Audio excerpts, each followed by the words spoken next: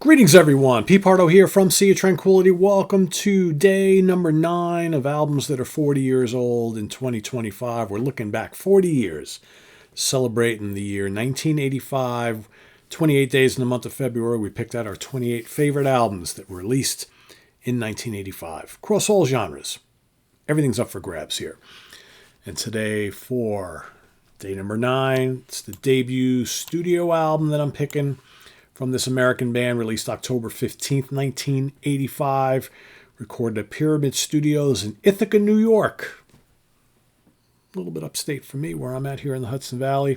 Produced by Carl Kennedy for Megaforce Records.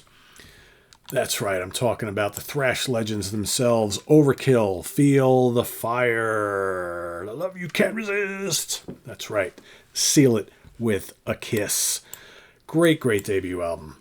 I've long been saying here on the channel when we're talking about the big thrash bands, right? They always say the big four: Megadeth, Metallica, Slayer, and Anthrax. To me, Overkill deserves to be right up there as well. Always felt that way. So many great albums, so consistent throughout their career. This is the early lineup of the band. Bobby Blitz Ellsworth on lead vocals, Dee Dee Verny on bass, Bobby Gustafson on guitars, and Rat Skates on drums. That's right. Executive produced by John Zazula. Of course, engineering by a guy named Alex Perialis, who worked with lots of thrash bands going forward. He became a regular on the scene, working with a lot of these thrash bands. He had that sound, right? The Alex production sound. But here he's doing the engineering, Carl Kennedy doing the production. So, what do we've got? What do we have? What do we've got? What do we have on this classic album? 10 tracks, starting off with Raise the Dead.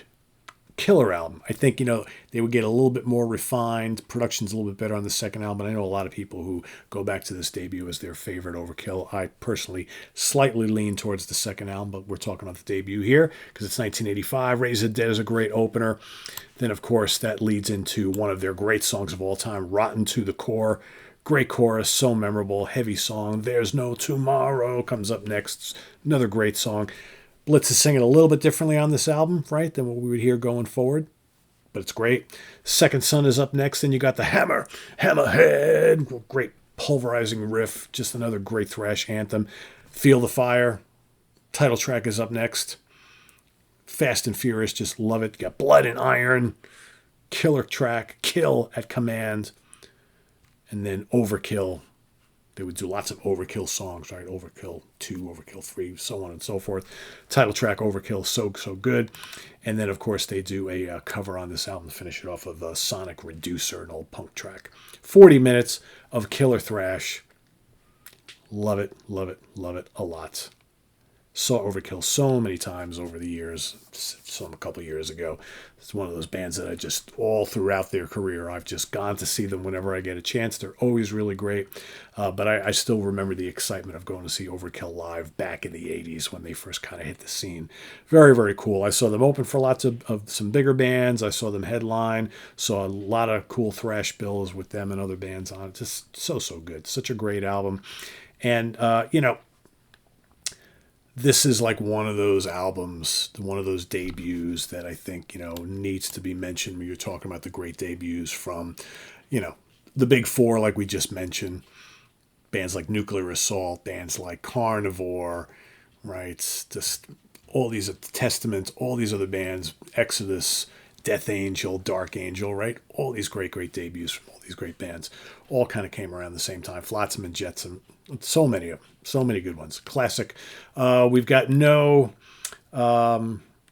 charts here, no certifications. Again, some of these debut albums not quite hitting thrash, not quite hitting really big business yet. That's coming, though. We would start to see more with Overkill albums coming after this, but this is still one of their greats. And it's one of the great debuts of this style of metal, I think, and had to be on my list because I love it. Still love it to this day. Overkill, Feel the Fire.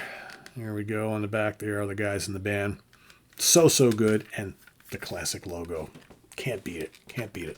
Let us know what you think of Feel the Fire down in the comments below. as well as your pick for today. Day number 9. List it down below there. And we'll see you tomorrow for day number 10. Tune in, though. It's a little while. We've got Ranking the Albums. Speaking of metal and 80s metal and overkill, in just a little while on Ranking the Albums, I'm going to be joined by John Gaffney from Lair of the Alchemist and Mr. Rich Catino. First time the three of us are ever working together as a trio on the channel. It's a really good one. We're going to be ranking the albums of the great U.S.-American band Omen, one of those great kind of underground metal bands from the 80s that kind of floated the gap between like early U.S. power metal and speed metal. Some really, really cool albums, especially their first 3. We're going to rank the whole catalog, though. So that's coming up in just a little bit here on Ranking the Albums on this Sunday. Coming up this week, of course, In the Prague Seat, happening on Tuesday. We're going to go back to 1975. Last month we celebrated albums that are 50 years old. In 2025, going back to 75, where we're going to take a look at 2 very cool albums released in 75 by the same band. They released 2 in that year. Rush, Fly By Night, and Caress of Steel. We're going to be talking all about those particular records on In the Prague Seat Tuesday night. Should have some reviews for you all week. I got the brand new record from Bumblefoot. Finally got a hold of the remix 50th anniversary edition of Judas Priest Rock'n'Rolla. We've got Thunder Mother, we got New Gin Lady, we got all sorts of stuff here. We got still some things from late 2024 that I'm catching up on, starting to make some waves on that. We got Tremonti is coming in, brand new Tremonti is coming in, some new stuff on the way to me.